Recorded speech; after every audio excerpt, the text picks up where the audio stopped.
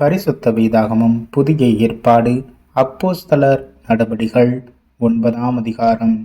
சவுல் என்பவன் இன்னும் கர்த்தருடைய சீஷரை பயமுறுத்தி கொலை செய்யும்படி சீறி பிரதான ஆசாரியரிடத்திற்கு போய், இந்த மார்க்கத்தாராகிய புருஷரையாகிலும் ஸ்திரீகளையாகிலும் தான் கண்டுபிடித்தால் அவர்களை கட்டி எருசலேமுக்கு கொண்டு வரும்படி தமஸ்குவில் உள்ள ஜெப ஆலயங்களுக்கு நிருபங்களை கேட்டு வாங்கினான். அவன் பிரயாணமாய்ப்போய் தமஸ்குவுக்கு சமீபித்தபோது சடுதியிலே வானத்திலிருந்து ஒரு ஒளி அவனை சுற்றி பிரகாசித்தது. அவன் தரையிலே விழுந்தான். அப்பொழுது, சவுலே, சவுலே, நீ என்னை ஏன் துன்பப்படுத்துகிறாய் என்று தன்னுடனே சொல்லுகிற ஒரு சத்தத்தை கேட்டான். அதற்கு அவன், ஆண்டவரே, நீர் யார் என்றான். அதற்கு கர்த்தர், நீ துன்பப்படுத்துகிற இயேசு நானே. முள்ளில் உதைக்கிறது உனக்கு கடினமாம் என்றார்.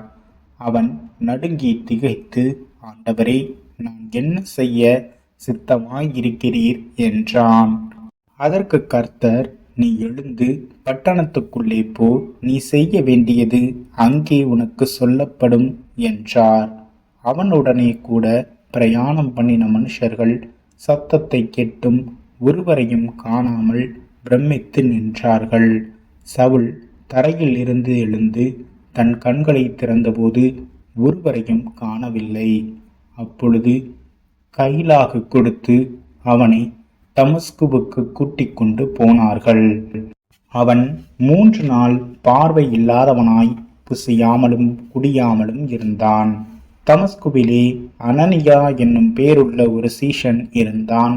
அவனுக்கு கர்த்தர் தரிசனமாகி, அனனியாவே என்றார். அவன், ஆண்டவரே, இதோ அடியேன் என்றான். அப்பொழுது கர்த்தர், நீ எழுந்து நேர்த்தெருவு எனப்பட்ட தெருவுக்கு போய் யூதாவின் வீட்டிலே தர்சு பட்டணத்தானாகிய சவுல் என்னும் பேருள்ள ஒருவனை தேடு. அவன் இப்பொழுது ஜெபம் பண்ணுகிறான். அனனியா என்னும் பேருள்ள ஒரு மனுஷன் தன்னிடத்தில் வரவும் தான் பார்வை அடையும்படி தன்மேல் கை வைக்கவும் தரிசனம் கண்டான் என்றார். அதற்கு அனனியா, ஆண்டவரே, இந்த மனுஷன் எருசலேமில் உள்ள உம்முடைய பரிசுத்தவான்களுக்கு எத்தனையோ பொல்லாங்குகளை செய்தான் என்று அவனை குறித்து அநேகரால் கேள்விப்பட்டு இருக்கிறேன். இங்கேயும் உம்முடைய நாமத்தை தொழுது கொள்ளுகிற யாவரையும் கட்டும்படி அவன் பிரதான ஆசாரியர்களால் அதிகாரம் பெற்றிருக்கிறானே என்றான்.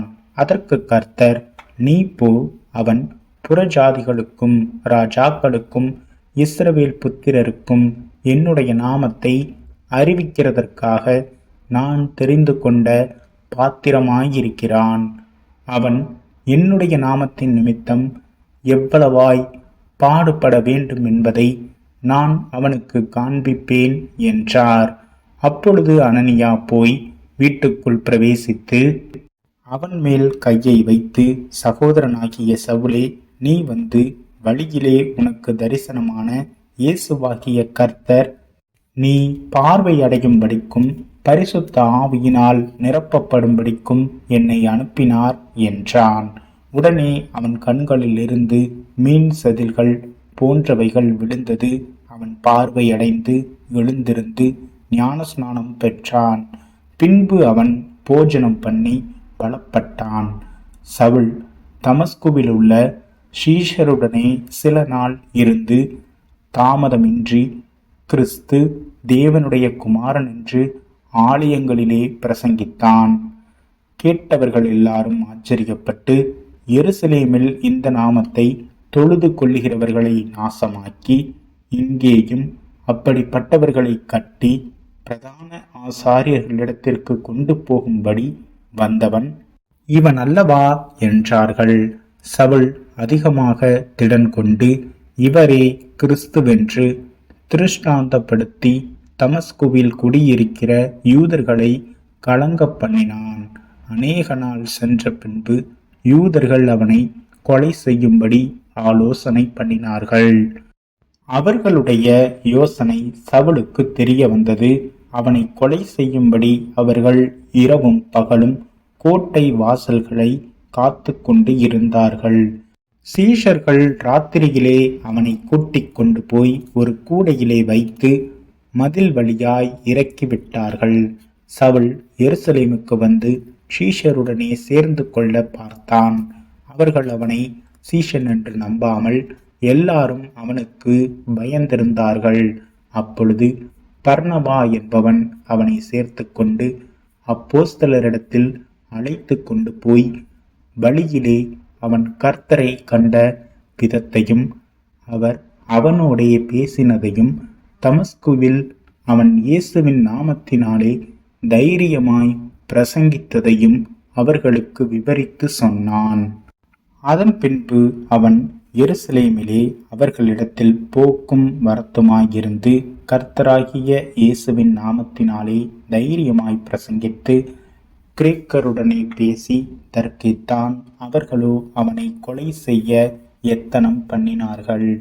சகோதரர் அதை அறிந்து அவனை செசேரியாவுக்கு அழைத்து கொண்டு போய் தர்சுவுக்கு அனுப்பிவிட்டார்கள். அப்பொழுது யூதேயா, கலிலேயா, சமாரியா நாடுகளிலெங்கும் சபைகள் சமாதானம் பெற்று பக்தி விருத்தி அடைந்து கர்த்தருக்கு பயப்படுகிற பயத்தோடும் பரிசுத்த ஆவியின் ஆறுதலோடும் நடந்து பெருகின. பேதுரு போய் எல்லாரையும் சந்தித்து வருகையில் அவன் லித்தா ஊரிலே குடியிருக்கிற பரிசுத்தவான்களிடத்திற்கும் போனான். அங்கே 8 வருஷமாய் கட்டிலின் மேல் திமிர்வாதமுள்ளவனாய் கிடந்த ஐனேயா என்னும் பேருள்ள ஒரு மனுஷனை கண்டான். பேதுரு அவனை பார்த்து, ஐனேயாவே, இயேசு கிறிஸ்து உன்னை குணமாக்குகிறார். நீ எழுந்து உன் படுக்கையை நீயே போட்டுக்கொள் என்றான். உடனே அவன் எழுந்திருந்தான். லித்தாவிலும் சாரோனிலும் குடியிருந்தவர்கள் எல்லாரும் அவனை கண்டு கர்த்தரிடத்தில் திரும்பினார்கள்.